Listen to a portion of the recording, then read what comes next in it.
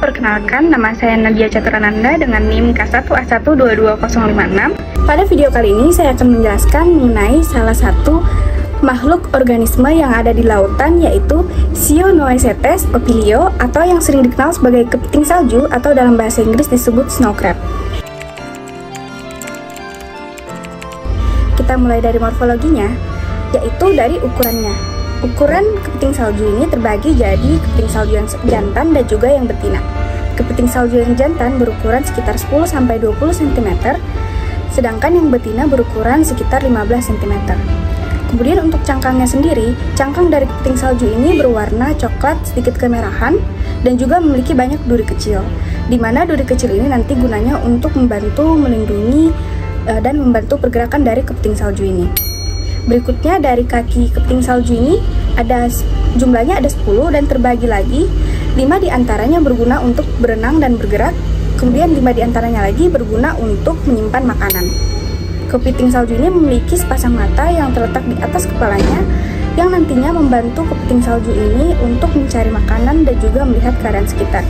Begitupun dengan antena yang dimiliki kepiting salju ini yang berguna untuk membantu ia mengetahui keadaan di sekitarnya dan juga mengetahui kondisi atau letak predator dan mangsa dari kepiting salju. Berikutnya kita masuk ke dalam klasifikasi kepiting salju. Klasifikasinya yaitu kingdom, phylum, subphylum, kelas, ordo, family, genus, dan spesies. Kingdomnya masuk ke dalam Animalia, kemudian phylumnya masuk ke dalam Arthropoda, subphylumnya masuk ke dalam Crustacea, kemudian kelasnya masuk ke dalam Malacostraca, dan ordonya masuk Decapoda. Berikutnya familinya masuk Magidae, dan genusnya masuk Sionoecetes, dan spesiesnya masuk dalam Sionoecetes opilio. Oke, untuk cara hidup dari kepiting salju ini terbagi dari makanannya, pergerakannya, dan cara reproduksinya. Untuk makanan sendiri, kepiting salju ini disebut sebagai makanan pemakan segalanya, di mana termasuk di dalamnya plankton, moluska, krustacea lainnya yang lebih kecil, kemudian ikan-ikan kecil, bahkan bangkai-bangkai hewan yang sudah mati. Untuk pergerakannya sendiri, kepiting salju ini dapat bergerak di dasar laut dengan cepat menggunakan kakinya yang jumlahnya banyak dan kuat. Kemudian untuk reproduksinya, reproduksi kepiting laut ini caranya adalah bertelur. Kemudian nantinya larva atau telurnya ini melalui beberapa tahap sampai akhirnya mencapai masa di mana ia dapat disebut sebagai kepiting dewasa. Proses migrasinya artinya kepiting salju ini hidup berpindah-pindah secara musiman sebagai respons untuk suhu airnya maupun sumber makanan yang tersedia. Nah, penyebarannya itu juga sangat dipengaruhi oleh jenis arus lautnya, di mana pada masa-masa atau musim-musim di mana arus laut tertentu itu akan sangat mempengaruhi persebarannya karena ia akan mengikuti arus laut tersebut yang nantinya berpengaruh ke sumber makanan dan juga suhu air yang sesuai untuk kepiting salju. Oke, berikutnya masuk ke cara penangkapan dari kepiting salju ini. Seperti yang telah saya sebutkan sebelumnya, kepiting salju ini bisa ditemukan di daerah-daerah yang dingin, seperti misalnya di Laut Berang, Laut Cina Selatan, kemudian juga di bagian Samudra Atlantik Utara. Nah, nantinya untuk menangkap kepiting salju ini diperlukan beberapa langkah-langkah. Yang pertama itu diperlukan izin terlebih dahulu, di mana di setiap wilayah dan di setiap daerah itu memiliki syarat-syarat, ketentuan, dan peraturan masing-masing. Dan sebelum kita melakukan penangkapan kepiting salju ini, kita perlu untuk mendapatkan izin terlebih dahulu. Kemudian yang berikutnya kita menyiapkan peralatan.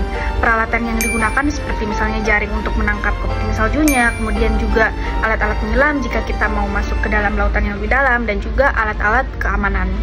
Berikutnya untuk cara memasang jaringnya, kita membiarkan di dasar laut. Lalu berikutnya untuk pemilihan kepiting, nanti jaring itu dibiarkan selama beberapa menit bahkan beberapa jam, dan membiarkan kepiting-kepiting salju itu masuk ke dalam perangkap jaring yang telah kita sediakan tadi.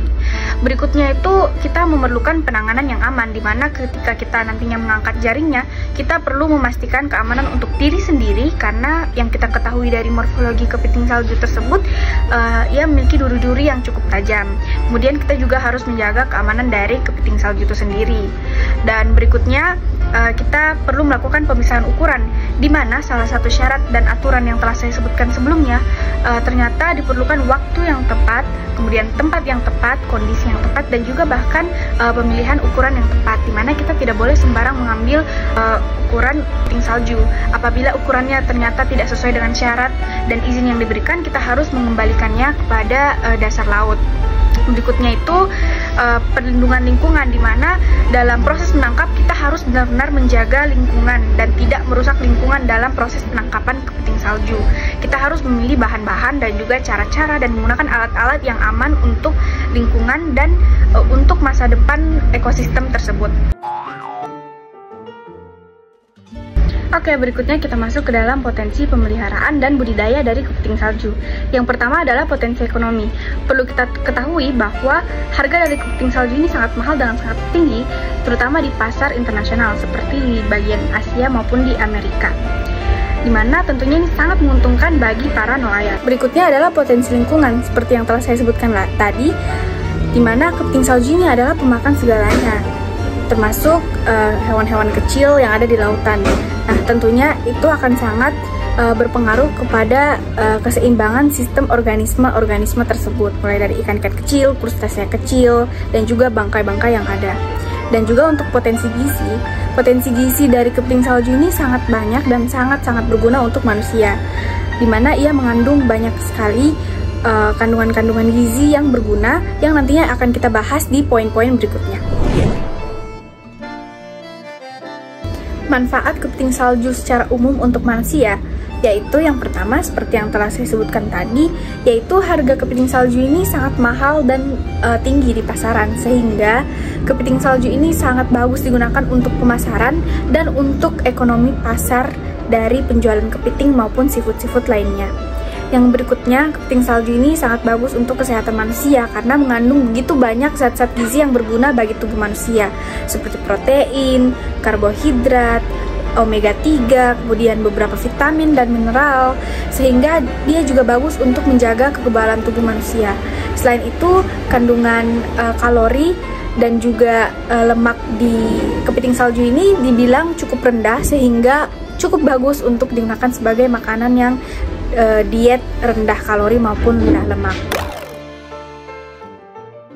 Nah, seperti yang telah saya sebutkan tadi bahwa kandungan gizi dari kepiting salju ini cukup banyak, maka pada poin ini saya akan menyebutkan beberapa. Yang pertama adalah protein, di mana kepiting salju mengandung sekitar 19 gram protein dari 100 gram kepiting salju. Kemudian ada juga karbohidrat yang terdapat sekitar 1 gram dari 100 gram kepiting salju. Kemudian untuk lemak, tadi telah saya sebutkan bahwa kandungan lemak dari kepiting salju ini cukup rendah, yaitu sekitar 0,2 gram dari 100 gram kepiting salju. Kemudian ada pun kandungan-kandungan lainnya seperti vitamin, yaitu vitamin B12, vitamin A, vitamin C, dan juga mineral seperti fosfor, selenium, dan juga zinc yang akan saya jelaskan lagi di poin berikutnya.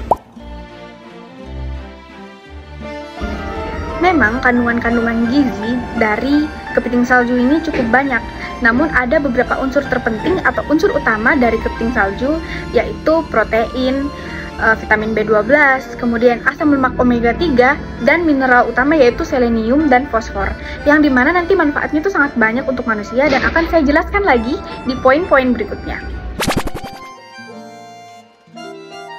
Baik, untuk kandungan vitamin dan mineral dari kepiting salju ini memang sudah saya sebutkan di poin-poin sebelumnya, namun pada poin ini akan lebih saya spesifikkan, yaitu kandungan vitamin dari kepiting salju yang pertama yang bisa dapatkan yaitu vitamin B12.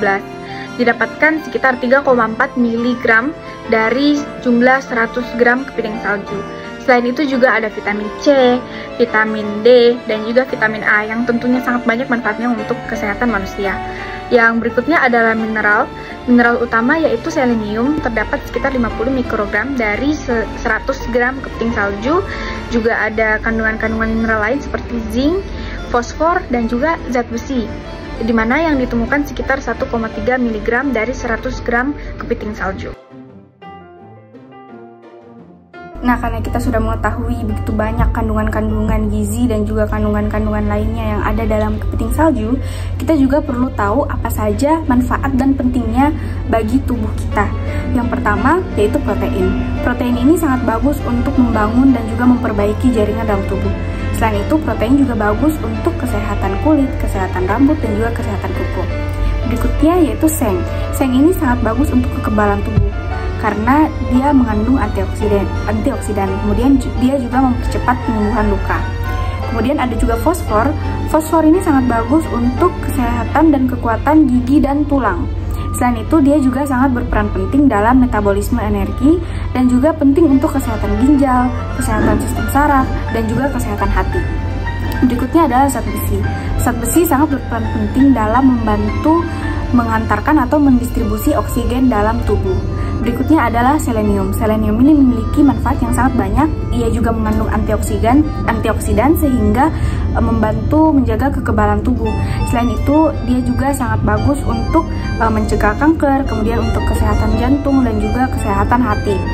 Berikutnya itu ada asam lemak omega 3. Asam lemak omega 3 ini sangat bagus dalam makanan-makanan yang sehat karena ia juga membantu mengurangi peradangan dalam tubuh dan juga membantu kesehatan jantung dan otak. Berikutnya ada sumber-sumber vitamin seperti vitamin B12. Vitamin B12 sangat bagus untuk sistem saraf. Kemudian ada juga vitamin A. Vitamin A ini sangat bagus untuk penglihatan. Vitamin C merupakan sumber antioksidan yang sangat tinggi juga sehingga bagus juga untuk kekebalan tubuh.